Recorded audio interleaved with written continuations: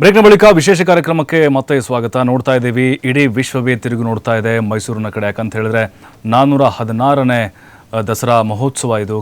ಇದು ಧಾರ್ಮಿಕ ಅಷ್ಟೇ ಅಲ್ಲ, ಸಾಂಪ್ರದಾಯಿಕ ಸಾಂಸ್ಕೃತಿಕ ಒಂದು ಹಬ್ಬವಾಗಿ ಮಾರ್ಪಾಡಾಗಿದೆ.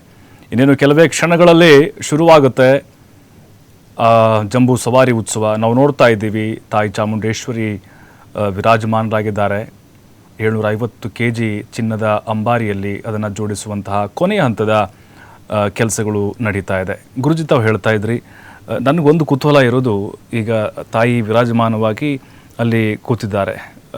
ಈ ಹಿಂದೆ ರಾಜರು ಕೂರ್ತಾ ಇದ್ರು ಶ್ರೀಕಂಠದ ತೊಡೆಯಿರಿದ್ದಾಗ. ಬಟ್ ಅದು ಹೇಗೆ ಬದಲಾವಣೆ ಆಯಿತು ಅನ್ನೋದು ಯಾಕೆ ಅಂತ ಹೇಳಿ ನೋಡಿ. ಇದು ಒಂದು ಸ್ವಲ್ಪ ಏನು ಅಂತಂದರೆ ಕೆಲವರಿಗೆ ಬೇಜಾರಾಗ್ಬೋದು. ಆದರೆ ವಾಸ್ತವವಾಗಿ ಮುಂಚೆ ಈ ರಾಜರೇ ಆಡಳಿತವನ್ನು ಮಾಡ್ತಾಯಿದ್ರು. ಹೌದು, ಅವರೇ ಆಡಳಿತವನ್ನು ಮಾಡಬೇಕಾದ್ರೆ ನಾವೆಲ್ಲ ಮುಖ್ಯಮಂತ್ರಿ ಅಂತ ಇದ್ದಾರೆ, ಆದರೆ ರಾಜರು ಅಂತ ಇವಾಗ ಯಾರೂ ಇಲ್ಲ. ಕರೆಕ್ಟ್, ರಾಜರು ಅಂತ ಯಾರೂ ಇಲ್ಲ. ಅವಾಗ ರಾಜರೇ ಇದ್ದಿದ್ದು ರಾಜರು. ಸೊ ಇವತ್ತು ನಾವು ಏನು ಅಂಬಾರಿ ನೋಡ್ತಾ ಇದ್ದೀವಿ, ಅದಾಗಿರ್ಬೋದು, ಅರಮನೆ ಆಗಿರ್ಬೋದು, ಇದೆಲ್ಲವೂ ಕೂಡ ಅವರ ಸ್ವತ್ತಾಗೇ ಇತ್ತು. ಅದೆಲ್ಲವೂ ಕೂಡ ಅವರ ಒಂದು, ಮತ್ತು ಅವ್ರದ್ದು ತುಂಬ ಯೋಗದಾನ ಇದೆ ರಾಜರದ್ದು. ನಾನು ಬರೀ ಮೈಸೂರು ಮಹಾರಾಜರದು ಅಂತಲ್ಲ, ಅನೇಕ ಜನ ಪ್ರಾಣ ಕೊಟ್ಬಿಟ್ಟಿದ್ದಾರೆ. ಅನೇಕ ಜನ, ಸಾವಿರಾರು ಜನ ಪ್ರಾಣವನ್ನು ಕೊಟ್ಟಿದ್ದಾರೆ ರಾಜರು ಅಂತ ಅಂದ್ಕೊಂಡವರು. ಬರೀ ರಾಜರು ಮಾತ್ರ ಅಲ್ಲ, ರಾಜರ ಜೊತೆ ಇದ್ದಂತಹ ಸೈನಿಕರು ಕೂಡ ಪ್ರಾಣವನ್ನು ಕೊಟ್ಟಿದ್ದಾರೆ ಜನಗಳನ್ನ ಉಳಿಸ್ಬೇಕು ಅಂತ. ಹಾಗಾಗಿ ಕೆಲವೊಂದು ಆಚರಣೆಗಳನ್ನು ನೋಡಲಿಕ್ಕೆ ವೈಭವವಾಗಿದ್ದರೂ ಕೂಡ ಅದಕ್ಕೆ ಆಧ್ಯಾತ್ಮಿಕವಾಗಿ ಮತ್ತು ಪ್ರಜೆಗಳ ಹಿತವೂ ಒಂದು ಅದರ ಹಿಂದೆ ಇರುವಂತಹ ಒಂದು ಆಚರಣೆಗಳನ್ನ ತಂದಿದ್ದಾರೆ. ನೋಡ್ಲಿಕ್ಕೆ ನಮ್ಗೇನು ಅನ್ಸುತ್ತೆ, ರಾಜರು ಚಿನ್ನದ ಅಂಬಾರಿ ಮೇಲೆ ಕೂತ್ಕೊಂಡು ಹೋಗ್ತಾರೆ ಅಂತ. ಕಷ್ಟ ಬಂದಾಗ ಅವ್ರ ಮನೇಲಿ ಚಿನ್ನನೂ ತಗೊಂಡೋಗಿ ಮಾರಿದ್ದಾರೆ KRS ಡ್ಯಾಮ್ ಕಟ್ಟೋದಕ್ಕೆ. ಅದರ ಜೊತೆಗೆ ಗೃಹ ಬಂಧನದಲ್ಲಿ ಇಡ್ಸಿರ್ತಾರೆ ಅವ್ರನ್ನ. ಯಾರೋ ಇವಾಗ ಎಂಥ ದೊಡ್ಡ ಫ್ಯಾಮಿಲಿಯಿಂದ ಬಂದಂಥವ್ರನ್ನ ಮನೆಯಿಂದ ಹೊರಗಡೆ ಬರದೆ ಬಾಗ್ಲಾಕ್ಬಿಟ್ಟು ಇಟ್ಬಿಟ್ರೆ ಇರೋದಕ್ಕಾಗತ್ತಾ?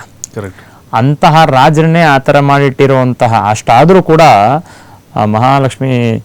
ಲಕ್ಷ್ಮೀ ವಿಲಾಸ್ ಸನ್ನಿಧಾನಂ ಅವರ ಒಂದು ಆ ತಾಳ್ಮೆ ಮತ್ತು ಅವರಲ್ಲಿದ್ದಂತಹ ಒಂದು ಶಕ್ತಿ ಅನ್ನುವಂಥದ್ದು ಇವತ್ತು ನಮಗೆ ಇಂತಹ ಒಂದು ಡೆವಲಪ್ಮೆಂಟ್ ಕರ್ನಾಟಕದಲ್ಲಿ ಕೊಟ್ಟಿದೆ. ಇಡೀ ಏಷ್ಯಾಗೆ ಬೆಂಗಳೂರಲ್ಲಿ ಫಸ್ಟು ಎಲೆಕ್ಟ್ರಿಸಿಟಿ ಬರುತ್ತೆ, ವಿದ್ಯುತ್ ದೀಪ, ಶಿವನ ಸಮುದ್ರ. ಇದೆಲ್ಲ ಯಾರು ಮಾಡಿದ್ದು ಅಂತಂದ್ರೆ MPM ಫ್ಯಾಕ್ಟ್ರಿ ಇರ್ಬೋದು, ಆಮೇಲೆ VISL ಇರ್ಬೋದು. ಇದಕ್ಕೆಲ್ಲ ಹೆಸರು ಬೇರೆ ಚೇಂಜ್ ಆಗಿದೆ, ಆದ್ರೆ ವಾಸ್ತವವಾಗಿ ಇದೆಲ್ಲ ರಾಜರದೇ ಯೋಗದಾನ. ಅವರು ಮಾಡದಂತಹ ಒಂದು ಇದು ಹೇಗಿದೆ ಆಡಳಿತ ಅಂತಂದ್ರೆ ಇವತ್ತಿಗೆ.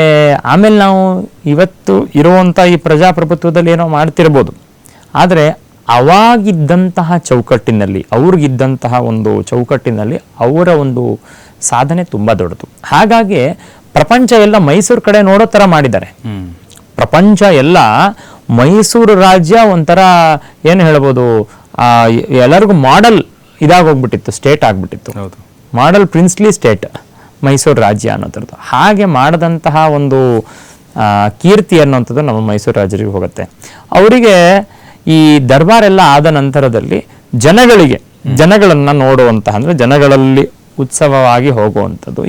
ಇದರ ಅರ್ಥ ಏನು ಅಂತಂದರೆ, ದೇವ್ರನ್ನೂ ಉತ್ಸವ ಮಾಡ್ತೀವಿ. ದೇವ್ರನ್ನ ಉತ್ಸವ ಮಾಡೋದು ಯಾಕೆ ಯಾರು ಕೇಳಿದ್ರೆ, ಒಂದು ರಥೋತ್ಸವ ಮಾಡ್ತೇವೆ. ವಾಸ್ತವವಾಗಿ ಆತ್ಮಾನಂ ರಥಿನಂ ವಿದ್ಧಿ ಶರೀರಂ ರಥಮೇವತು ಅಂತ ಅಲ್ಲಿ ಬೇರೆ ಅರ್ಥವನ್ನು ಕೊಡ್ತಾರೆ ಆಧ್ಯಾತ್ಮಿಕವಾಗಿ. ಬಟ್ ತುಂಬ ನಾನು ಅದನ್ನು ಜನಕ್ಕೆ ಅರ್ಥ ಆಗೋ ಥರ ಹೇಳಬೇಕು ಅಂತಂದರೆ, ವರ್ಷ ಎಲ್ಲ ದೇವರನ್ನ ನೋಡಲಿಕ್ಕೆ ದೇವಸ್ಥಾನಕ್ಕೆ ಜನಗಳೇ ಹೋಗ್ತಾರೆ. ಅದಕ್ಕೆ ಜನಗಳನ್ನೇ ನೋಡೋದಕ್ಕೆ ದೇವರೇ ಒಂದ್ಸತಿ ಹೊರಗಡೆ ಬಂದು ಎಲ್ಲರನ್ನ ಅವ್ರವ್ರು ಇರುವಂತಹ ಜಾಗಕ್ಕೆ ಬಂದು ಅವರನ್ನ ಆಶೀರ್ವಾದ ಮಾಡಿ ಹೋಗುವಂತಹ ಒಂದು ಪರಂಪರೆ. ಇದೇ ಕೆಲಸವನ್ನ ಮಹಾರಾಜರು ಮಾಡ್ತಾ ಇದ್ದಿದ್ದು. ಅಂದ್ರೆ ಏನು, ಅವರವರ ಕಷ್ಟವನ್ನ ಇಟ್ಕೊಂಡು ಎಲ್ಲರೂ ಅರಮನೆಗೆ ಬರ್ತಿದ್ರು, ಅರಮನೆನೆಲ್ಲ ನಡೀತಿದ್ರು. ಆದರೆ ಯಾರು ಜನಗಳ ಜೊತೆಗೆ ರಾಜರು ಯಾವಾಗ ಬರೋರು ಹೊರಗಡೆಗೆ, ಅವರು ಜನಗಳ ಜೊತೆ ಬಂದು ಜನಗಳನ್ನೆಲ್ಲರನ್ನು ಆಶೀರ್ವಾದ ಮಾಡಿ ಎಲ್ಲರನ್ನೂ ಕೂಡ ಅವರು ಚೆನ್ನಾಗಿ ಯೋಗಕ್ಷೇಮವನ್ನು ಕಾಪಾಡಲಿಕ್ಕೋಸ್ಕರ ಅವರು ದರ್ಬಾರನ್ನು ಮಾಡಿದ ನಂತರದಲ್ಲಿ ಮೆರವಣಿಗೆ ಮುಖಾಂತರ ಅಂಬಾರಿ ಮೇಲೆ ಕೂತ್ಕೊಂಡು ಹೊರಗಡೆ ಬಂದು ಎಲ್ಲರನ್ನ ಇದನ್ನು ಮಾಡುವಂತಹ ಒಂದು ಪ್ರಯತ್ನ ಅವಾಗ ಮಾಡ್ತಿದ್ದಿದ್ದು. ಅದಕ್ಕೆ ಏನಾಗೋಯ್ತು, ಈ ಪ್ರಜಾಪ್ರಭುತ್ವ ಬಂದ ಮೇಲೆ ದರ್ಬಾರ್ ಅನ್ನೋದು ಖಾಸಗಿ ಆಗೋಯ್ತು. ಪ್ರಜೆಗಳು ಯಾರನ್ನು ನಾವು ರಾಜರ ಪ್ರಜೆಗಳಲ್ಲ, ಇವಾಗ ನಾವು ಪ್ರಜಾಪ್ರಭುಗಳು ಹೌದು. ಅಂತ ಒಂದು ಮನಸ್ಥಿತಿ ಬದಲಾವಣೆ ಆಯಿತು. ಇದಾದ ಮೇಲೆ ಹಾಗೆ ನೋಡ್ಲಿಕ್ಕೆ ಹೋದ್ರೆ ಜಯಚಾಮರಾಜೇಂದ್ರ ಒಡೆಯರವ್ರು ಇರಬೇಕಾದ್ರೇ 3 ವರ್ಷ ದಸರಾ ನಿಲ್ಲಿಸ್ಬಿಟ್ಟಿದ್ರು, ನಾನು ಹೇಳಿದ್ನಲ್ಲ. ಹೌದು. ಅವ್ರ ಹತ್ರನೂ ಅವರ ಅಂದರೆ ಒಂದು ಅರಮನೆಯ ಆರ್ಥಿಕ ಪರಿಸ್ಥಿತಿನೂ ತುಂಬ ಕಷ್ಟದಲ್ಲಿತ್ತು ಅವಾಗ. ಅದರ ಜೊತೆಗೆ ಗೌರ್ಮೆಂಟಿಂದನೂ ಕೂಡ ಎಲ್ಲ ತುಂಬ ಹೇಳಿದ್ರೆ ನೇರ ನುಡಿ ಆಗತ್ತೆ, ಆದರೆ ತಗೊಂಡ್ರು ಅಷ್ಟೇ. ಮೈಸೂರವ್ರದ್ದು ಏನೇನಿತ್ತು ಎಲ್ಲ ಗೌರ್ಮೆಂಟ್ ಅವ್ರಿಗೆ ಹೋಯಿತು. ಆದರೆ ಮೈಸೂರವ್ರು ಏನೇನು ಮಾಡ್ತಿದ್ರು ಅದಕ್ಕೆ ಗೌರ್ಮೆಂಟ್ ಅವರು ಅವಾಗ ಮುಂದೆ ಬಂದಿರಲಿಲ್ಲ.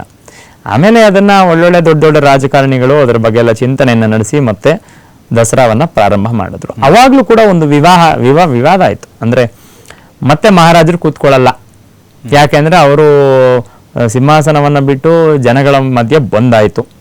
ರಾಜರು ಕೂತ್ಕೊಳ್ಳೋ ಥರ ಪರಿಸ್ಥಿತಿನಲ್ಲಿ ಇಲ್ಲ. ಕೆಲವರು ಭುವನೇಶ್ವರಿಯನ್ನು ಇಡಬೇಕು, ಅಂದರೆ ವಿಜಯನಗರದ ದೇವರು ಭುವನೇಶ್ವರಿಯನ್ನು ಅಂತಂದ್ರೆ ಸರಿ, ಅದಕ್ಕೆ ಕೆಲವರು ವಿರೋಧ ಮಾಡಿ ಕೆಲವರು ಕನ್ನಡ ದೇವಿಯನ್ನು ಇಡಬೇಕು ಅನ್ನುವಂಥ ಒಂದು ಯೋಚನೆ. ಕಡೆಗೆ ಅದು ಆಗದಿದ್ದ ಪಕ್ಷದಲ್ಲಿ ಎಲ್ಲರೂ ಒಂದು ತೀರ್ಮಾನವನ್ನು ಮಾಡಿ ಒಂದು ಚಾಮುಂಡೇಶ್ವರಿಯನ್ನೇ ಇಟ್ಬಿಡೋಣ, ಯಾಕೆಂದರೆ ಅದು ನಾಡಿಗೂ ದೇವತೆ ಮತ್ತು ಮೈಸೂರು ಪ್ರಾಂತ್ಯಕ್ಕೆ ವಿಶೇಷವಾಗಿ ರಕ್ಷಣಾ ದೇವತೆಯಾಗಿ ಯಾವಾಗಲೂ ಚಾಮುಂಡೇಶ್ವರಿ ಇರುವಂತಹ ಕಾರಣ ಚಾಮುಂಡೇಶ್ವರಿಯನ್ನು ಇಟ್ಟು ನಾವು ಅದರ ಮೇಲೆ ಸವಾರಿಯನ್ನು ಮಾಡಿಸೋಣ ಅಂತ ಒಂದು ತೀರ್ಮಾನವನ್ನು ತಗೊಂಡು ಚಾಮುಂಡೇಶ್ವರಿಯ ಒಂದು ಹೊಸ ವಿಗ್ರಹ ಇವಾಗಿರೋದು. ಇದು 100 ವರ್ಷ ಹಳೆಯದಲ್ಲ. ಮತ್ತೆ ಚಾಮುಂಡಿ ಬೆಟ್ಟದಲ್ಲಿರುವಂಥ ಉತ್ಸವ ಮೂರ್ತಿಗೆ ಈ ಚಾಮುಂಡೇಶ್ವರಿಯನ್ನ ಕನ್ಫ್ಯೂಸ್ ಮಾಡ್ಕೋಬಾರದು, ಅದು ಬೇರೆ ಇದು ಬೇರೆ. ಇಲ್ಲ, ಚಾಮುಂಡೇಶ್ವರಿಯಲ್ಲಿರುವಂತಹ ವಿಗ್ರಹ ಬಂದು ಅದು ಹೈದರ್ ಅಲಿ ಅವರ ಕಾಲಕ್ಕೆ ಮುಂಚೆನೆ ಇದ್ದಂತಹ ವಿಗ್ರಹ. ಅಂದ್ರೆ ಇವತ್ತು ನಾವೇನು ಉತ್ಸವ ಮೂರ್ತಿ ನೋಡ್ತಾ ಇದೀವಲ್ಲ ಅದು ಆಮೇಲೆ ಮುಮ್ಮಡಿ ಕೃಷ್ಣರಾಜ ಒಡೆಯರ್ ಕಾಲದಲ್ಲಿ ಮತ್ತೆ ಆ ದೇವಸ್ಥಾನವನ್ನು ಹೊಸದಾಗಿ ಕಟ್ತಾರೆ. ಹಾಗಾಗಿ ಅವರ ಒಂದು ಪ್ರತಿಮೆಗಳು ಕೂಡ ಚಾಮುಂಡೇಶ್ವರಿಯ ಪಕ್ಕದಲ್ಲಿದೆ. ಒಳಗಡೆ ಹೋದವರಿಗೆ ಮಾತ್ರ ಗೊತ್ತಿರುತ್ತೆ. ಗರ್ಭಗುಡಿಯ ಜಸ್ಟ್ ಹೊರಗಡೆ ಭಾಗ, ಅಂತರಾಳ ಅಂತ ಕರಿತೀವಿ, ಅಲ್ಲಿ ಮುಮ್ಮಡಿ ಕೃಷ್ಣರಾಜ ಒಡೆಯರ್ ಅವ್ರದ್ದು ಕೂಡ ಅವರ ಇದರದ್ದು ಒಂದು ವಿಗ್ರಹಗಳಿರುತ್ತೆ.